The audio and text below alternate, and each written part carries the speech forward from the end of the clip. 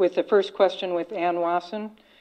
What is the role of a school board member, and what issues do you feel need to be addressed? Can I just speak? I don't have to use a microphone. What was your, were they going to come up and speak at the mic?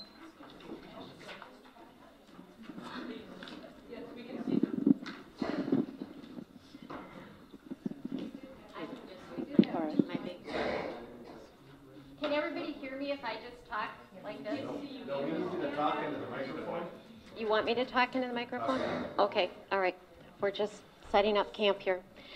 The role of a school board member, I'm just about done with a 6 year of my 6 year of serving as a school board member. The role that we play is to set policy and procedure, to oversee the superintendent, and to make sure that we have fiscal responsibility in our district.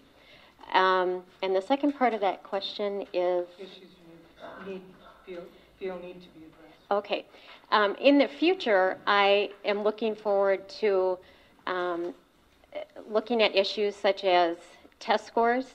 There's been some of that in the news right now, and I'm not sure that the measurement that's being used currently with the No Child Left Behind is, it's a good source, but I think that we have to do a little bit more than that.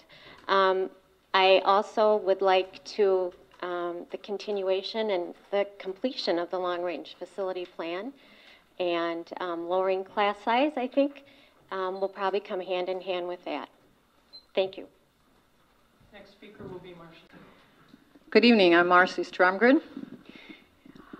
I believe the role of the school board is to oversee the policies that are set for the district.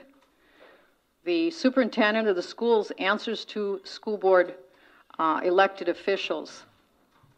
And the issues I see before us is the declining test scores and the fact that our children are going to public colleges 2 years behind what their needs are, so they oftentimes need remedial work. I find that very troubling, considering the fact that we spent 12 years of educating these children, and now they need a couple years of remedial work. I find that a very sad situation. And I also want to see the opportunity for the people to have a voice in how their tax dollars are spent. Thank you. My name is Laura Condon, and I agree with what Ann said about policy making and working with the superintendent. I think that's a very important distinction. You also have to work with fellow board members and be able to get along and together create policy that works for the community. I think it's very important in the future to be working to close the achievement gap for children of color. I think that we need to continue. I don't agree with Ms. Stromgren. I think we need to continue our post-secondary options and our college and the school options where our children are doing very, very well. Duluth scored very high in the state of Minnesota on all testing that's going on. And so I do think there is a distinct difference there. And as we go into the future, we need to continue the programs as we have them. Hello, I'm Mark Johnston. What I see the role of the school board, the role of the school board is to be a role model for the school. That includes the administration, that includes the teachers, that includes the students, and also we have to they have to learn to be cooperative with all those groups, including, again, I'll say them again, the students, the teachers, the administrators, and I'll include in this case the taxpayers. In this case, the taxpayers haven't had that cooperation with the board. And we have to, that is the role of the school board, is to make sure that communication is going on at all times. What happens if we don't? Pretty soon we have miscommunication, we have mistrust and distrust between the taxpayers and the board, and that is what we have to stop now, but that's going on now. Thank you. Hello, my name is Mary Cameron, and I am currently serving as an elected official on the Duluth School Board. The role of a Duluth School Board member is to set policy. Also, the role of the school board member is to make sure that the superintendent carry out those policies. The board is also responsible for setting a vision for the school district in cooperation with the community. As far as what I would like to see us work on, the academic achievement gap not only exists between students of color within this district, but also poor white children. And so one of the goals is to work on closing that academic achievement gap. And although we may not agree with No Child Left Behind, it is a federal mandate. And I think that the board can work with the district and teachers and allow flexibility in teachers to come up with alternative ways to educate those kids who are most challenging in their classrooms. Hello, my name is Maureen Booth.